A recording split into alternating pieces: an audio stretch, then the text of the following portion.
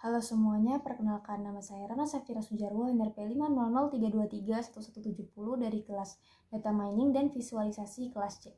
Hari ini saya akan menjelaskan contoh aplikasi data mining yaitu credit scoring di perbankan. Sebelumnya saya akan menjelaskan terlebih dahulu pengertian dari data mining, yaitu proses menemukan pola atau pengetahuan penting dari kumpulan data yang sangat besar dengan bantuan metode machine learning, basis data, dan statistika.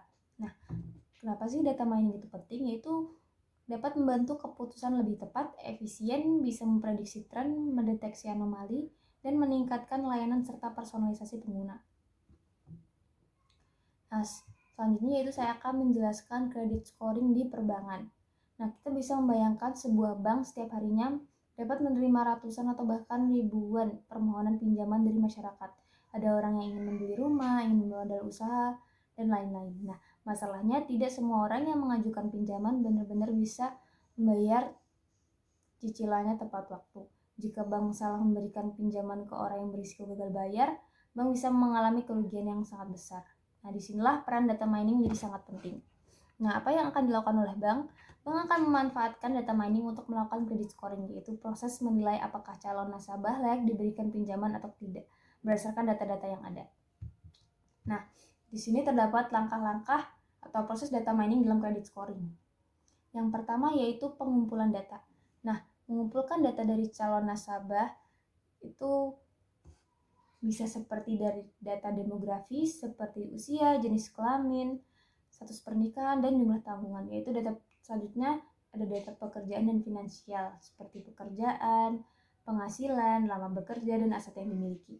Lalu ada data histori perbankan, seperti jumlah pinjaman sebelumnya, riwayat pembayaran, pernah gagal bayar atau tidak.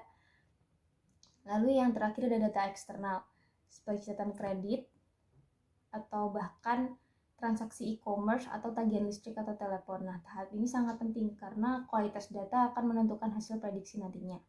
Lalu setelah didapatkan data, akan dilakukan data cleaning. Nah, data yang dikumpulkan seringkali tidak rapi, terdapat data kosong, format tidak konsisten, atau mengandung outlier. Nah, tahap ini dilakukan dengan menghapus duplikasi. Lalu ada mengisi data yang kosong dengan nilai rata-rata atau metode imputasi, lalu ada mengubah. Nah, selanjutnya yaitu ada pre-processing. Nah, pre-processing ini dilakukan dengan cara transformasi data kategori menjadi numerik, lalu ada normalisasi atau standarisasi supaya data yang ada memiliki variabel yang sama. Lalu ada encoding variabel teks jika ada, dan yang terakhir yaitu feature engineering. Selanjutnya yaitu pembuatan model. Nah, setelah mendapatkan data, kita dapat menggunakan algoritma data mining untuk membangun model prediksi. Terdapat beberapa, yaitu ada supervised learning, unsupervised learning, dan reinforcement learning. Lalu setelah model yang jadi harus diuji terlebih dahulu. Yang pertama ada confusion matrix. Confusion matrix adalah dapat digunakan untuk mengukur akurasi, presisi, dan recall sehingga bank dapat menilai risiko kredit dengan lebih tepat. Lalu ada ERC dan AUC, yaitu mengukur kemampuan model membedakan nasabah baik dan buruk. Lalu ada regression dan forecasting evaluation, yaitu membantu memprediksi skor atau probabilitas gagal bayar secara akurat. Lalu terakhir ada penerapan model. Model yang telah tervalidasi kemudian akan diterapkan di sistem bank. Nah, ketika ada orang yang akan mengajukan pinjaman, sistem akan memasukkan data ke model lalu memberikan skor. Lalu bisa dilakukan pemantauan pemeliharaan model. Nah, perilaku nasabah dan kondisi ekonomi bisa berubah sering waktu, karena itu model perlu dipantau dan diperbarui secara berkala supaya tetap relevan. Nah, itu tadi adalah proses data mining dalam credit scoring.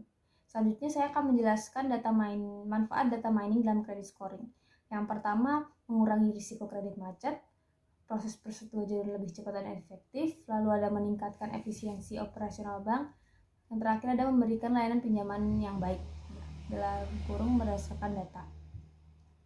Nah, kesimpulannya, Evaluasi kredit scoring penting untuk memastikan model dapat memprediksi kelayakan kredit dengan akurat. Metode evaluasi seperti conversion matrix, regresi, dan forecasting membantu mengukur performa model agar risiko kredit bisa ditekan dan keputusan pemberian pinjaman lebih tepat. Sekian, terima kasih. Wassalamualaikum warahmatullahi wabarakatuh.